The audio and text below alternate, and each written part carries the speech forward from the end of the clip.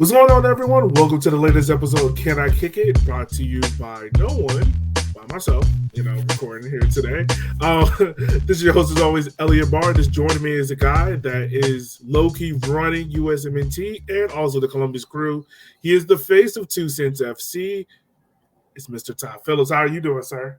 Oh, man, I am feeling good. A little tired, but I'm good. I'm good. I'm glad to be here, man. Thanks for having me on, and let's actually talk some shit. I feel like we always talk in like the most random of forums, so it's excited to be like as a guest on your show, dude. Yeah, man. I mean, we've been planning this interview for a while, and we were like, all right, we finally got to do this. It's true. It's been happening. So, but let's go ahead. Let's dive into it. Let's talk about it, man. Like, just recently, I want to say maybe in the last 6 months, you got a very interesting job. Do you mind telling the listeners what that job is and what does it entail? Yeah. So in August, I started as the new manager of supporter relations for the Columbus Crew. This summer, there was a bunch of different, I'll say, moments and flashpoints that allowed the league to see that there's emphasis needed on the voice of the fans. Different teams are taking different approaches to it. But as of right now, Charlotte and ourselves are the two that like built the positions for it. I think you've probably seen a lot more of the chief fan officer out in Charlotte. Like they're doing a lot of press and PR around it. But we actually, like we both are doing the same thing. We're figuring out how to, number one, give the fans voice within the front office. Number two, how do we expand like fan culture and atmosphere and in and outside the stadium? And then we're also expanding, or I shouldn't say expanding, we're identifying entry points into fanhood. So how do we make sure that you come into contact with the crew, that coming into it is seamless, and after that, like what makes you want to go tell other people about the crew? So that's what we do my day to day. I started and hit the ground running. Like I think my first week was our rivalry match, which is Hell is Real, Columbus and Cincinnati, and it's been 100 miles an hour every day since then. We're in the off season now, but it feels like it even like ramped all the way back up even more. So it's been fun, dude.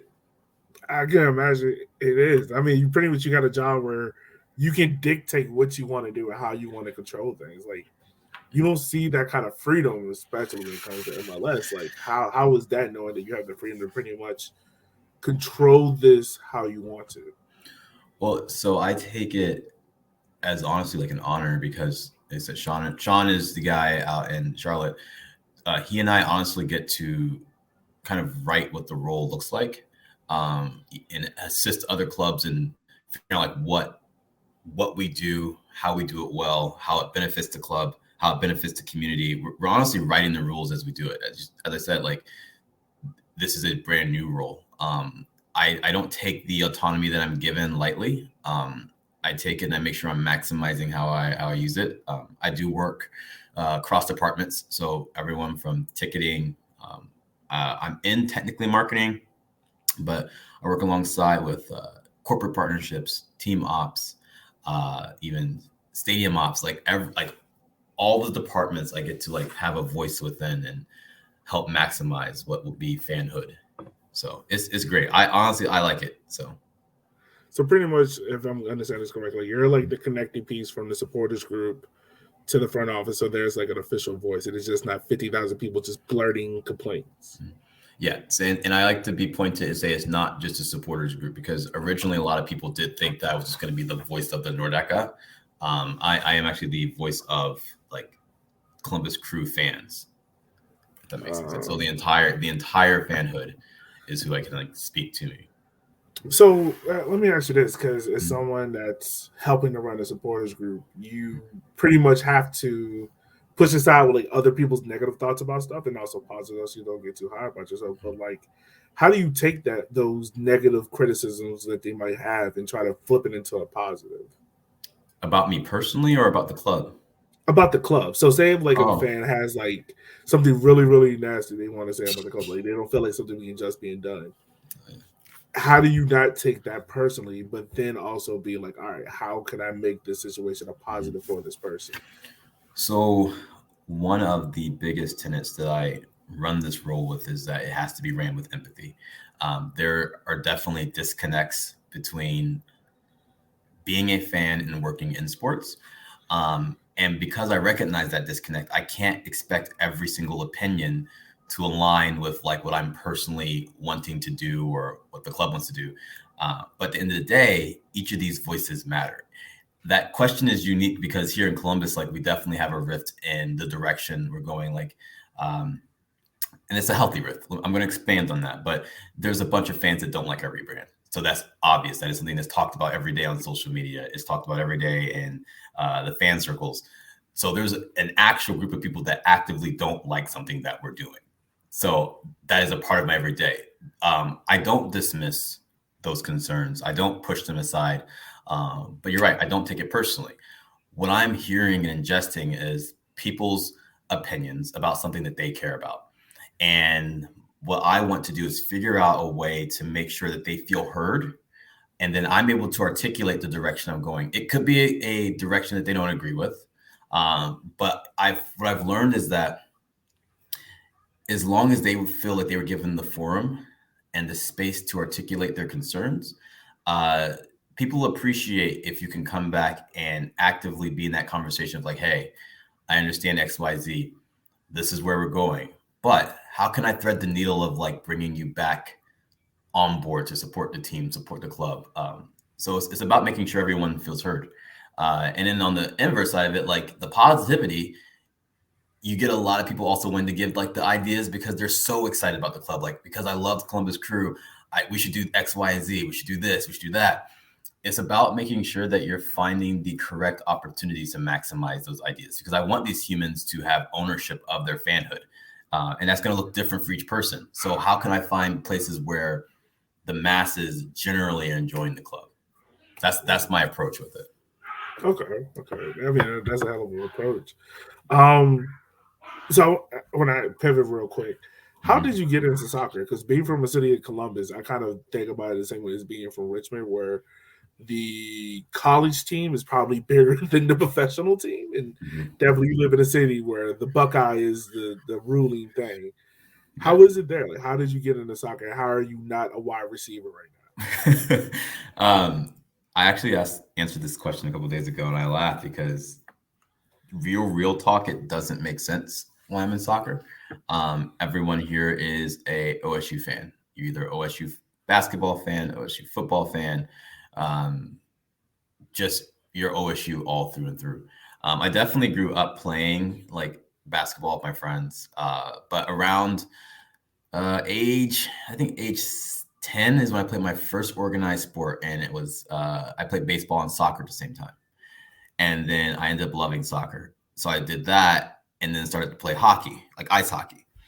And the two sports I think together because they were so similar, I was just like, I want to stay in this world.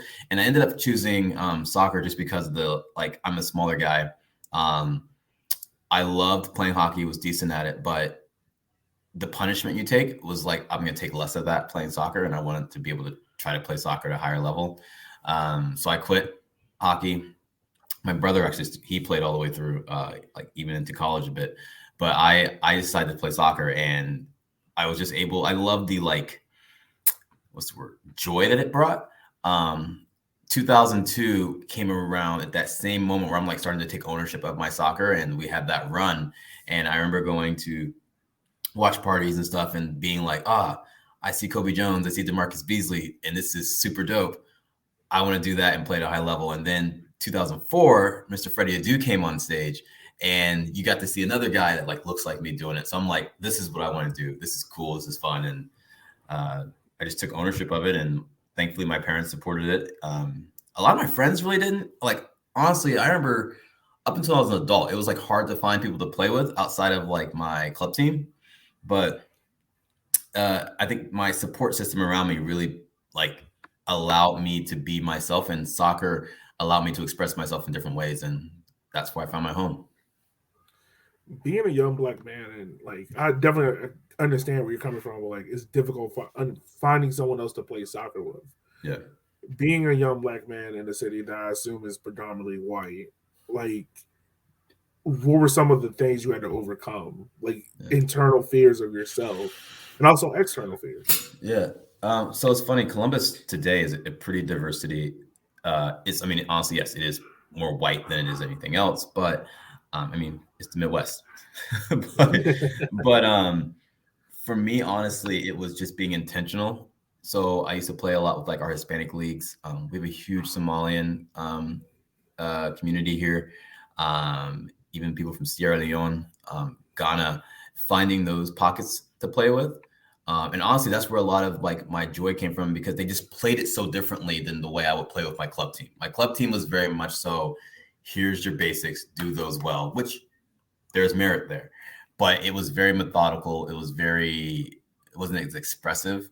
So my love for the game grew with playing with those groups. And I started to figure out where those groups were at. Like I used to go to, there's a small little city called Reynoldsburg around here. And my sister and I, she also played, and she's actually, I'll talk about her for a little bit. She's way better than I can even be. But she and I would go out there, and it would just be like Sunday afternoons, and a bunch of the guys from the Hispanic group would have like a pickup versus some of the guys from the African League. And it was just fun. It was just fun football. And to this day, I'll run into people at the stadium who remember, well, they remember my sister first, and then they'll remember me, and they're like, oh yeah, you used to be out in that field kicking it. Like, I just had so many memories out there, and it just like the joy and the passion, the freestyling, all that stuff came to life out there. So it just stuck with me. You just had to work very intentionally to find those pockets. So is the sister like better than you? Like a lot Sister's better? balling. Sister's balling. So okay, this is the way I like to describe myself. I am very decent, and it's in the most Tyler way. Like you like to tease me about how I like humble brag or whatever. I will be an asset to your team. I will figure out a way to be an asset to your team, not just a role player. I will figure out a way to be a person that you want on your team. That's my playing style. I play a lot bigger than I am, but my sister has that unique, like, she's tiny. She's like 110 pounds, 5'3" but she plays even bigger than I do. So she played after those pickup days, she would just play in men's leagues. And to the point where like they respected her, and they're like, you need to be on our team every week. So I just watch her. It's the way she reads the game. She sees it just like miles before anyone else does. She went through the whole like Olympic development program and got to the point where they invited her to Florida, and she turned it down. She's just like, I just don't feel it. And it pissed me off because I'm over here like, trying to do my damn thing and obviously working through the same system. I didn't get to the point where you got invited because like I aged out. Like when I got to that peak, I had just hit 18, and I was like, I'm going to go to school instead. But she got in there young. So for her to see her like keep getting invited, and her just turning it down messed with me. But yeah, she would come back every summer from school, and every single guy team would be like, they knew she was in town. They were ready for her. I remember one of my guys, he's a good friend of mine. He played all 4 years at a D2 school.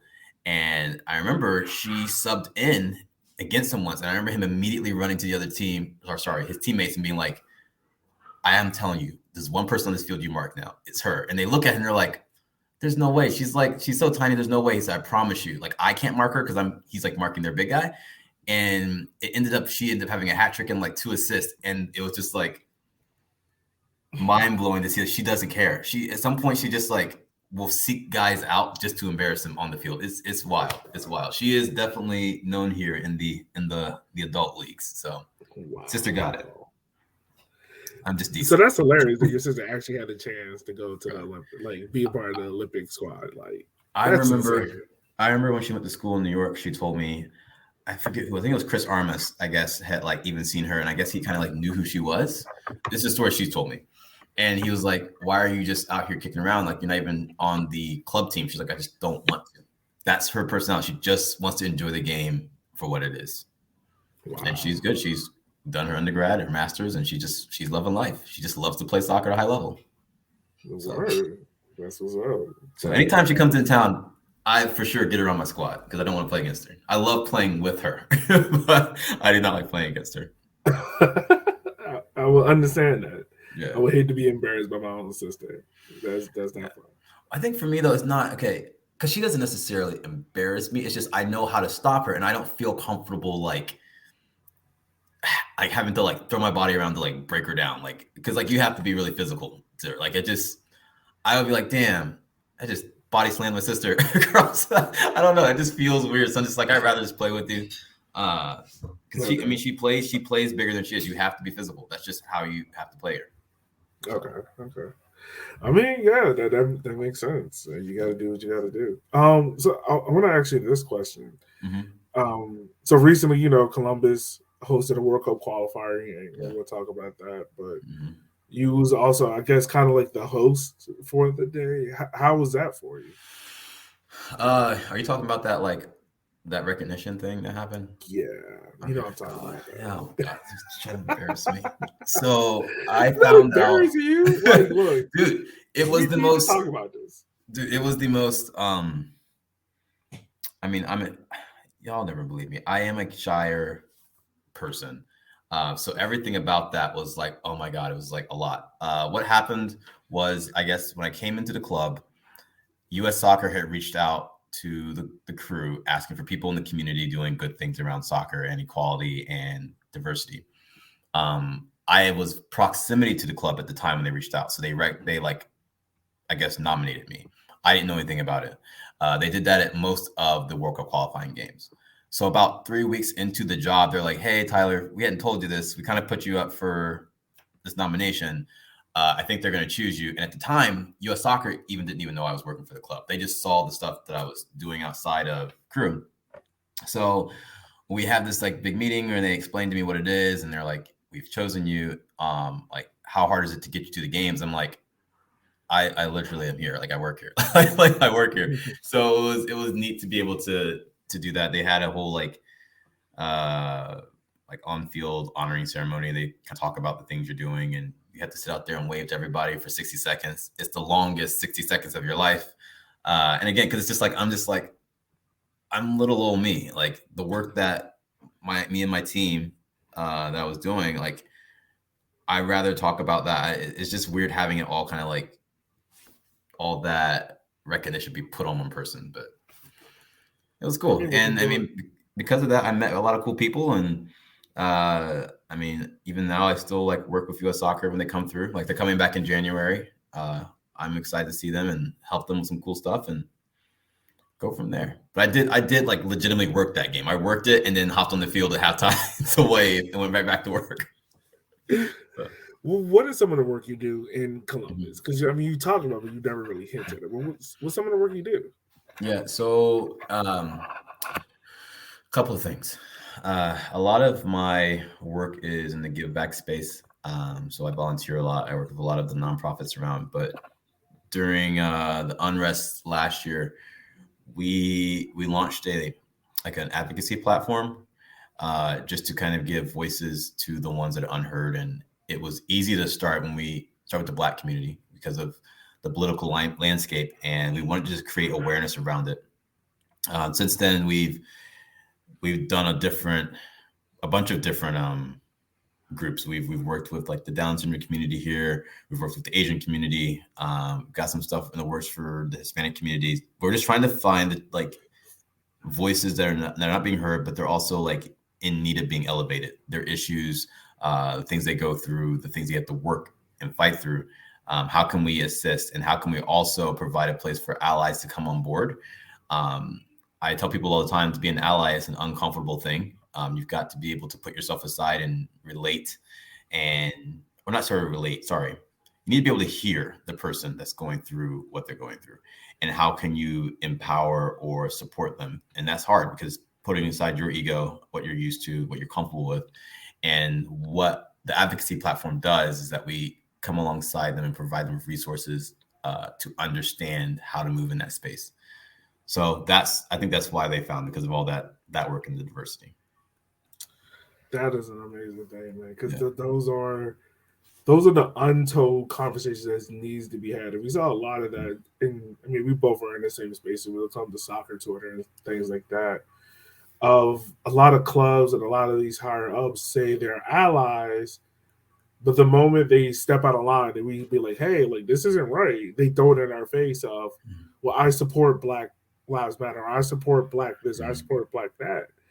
And you know, a lot of the times, like they have to learn how to put their egos to the side to understand. Like you And might that's assume that is right, but it's not right. and that's the hard part. I mean, and even for like myself, when it came to a bunch of the like violence that was being aimed towards Asian Americans, like I obviously am not Asian American, and they have a completely different set of struggles that we, but they do have struggles. So I have to put aside like what I know and what my experience is that yes may have trauma and hardship. I have to be able to put myself aside and hear what they're going through, and come alongside that community. So that's what that program does. We've partnered with a bunch of the local businesses here, a couple of like national platforms. We even worked with like Zach Steffen and his stuff at Voice Now. Um, it's been really fun to see how that goes. We're trying to revamp it for next year. We have a small team now, which helps because bandwidth was a thing for a little bit. But the small team is helping us kick things off, and we'll see what 2022 brings us. Yeah, I mean, I'm excited for you guys out there, man. Definitely see what you guys can do. Thanks. Happy New Year from the For the Podcast, soccer podcast for us, by us. In our first episode of 2022, we're joined by fellow Cultureworks member and the writer of the Soccer She Wrote blog, Mariah Lee. We talk about her recent move from Scotland to Denmark, the differences between food in those two countries, basketball and soccer, all the traditions, and more. Join me, Grego, Silves, and Yogi on your favorite podcast apps and the FTC UTD YouTube channel at 2centsfc.com. So you wear a lot of hats and in the community and with soccer and whatnot. And one of those hats is with 2 Cents FC. What are you guys looking to do with that brand, and how are you guys looking to build upon it? Yeah, so at 2 Cents Sports, our whole mission is to amplify and elevate Black voices in and around the game of soccer for 2 Cents FC, but just in general sports. What we want to be able to do is provide spaces and avenues to be able to tell these stories, whether it's through podcasts, whether it's through experiential moments like camps and just even like in-market storytelling is what I like to call it. We want to give those platforms. It's been a lot of fun. I think right now for next year, you're going to see us do a lot more intentional storytelling, like through our podcast, especially through video. We're starting to jump into like web series and documentaries. But yeah, man, it's just figuring out how do we tell those stories, the Black stories in the sports that we all love. Okay. I mean, I definitely am interested. I mean, of course, I'm with the brand.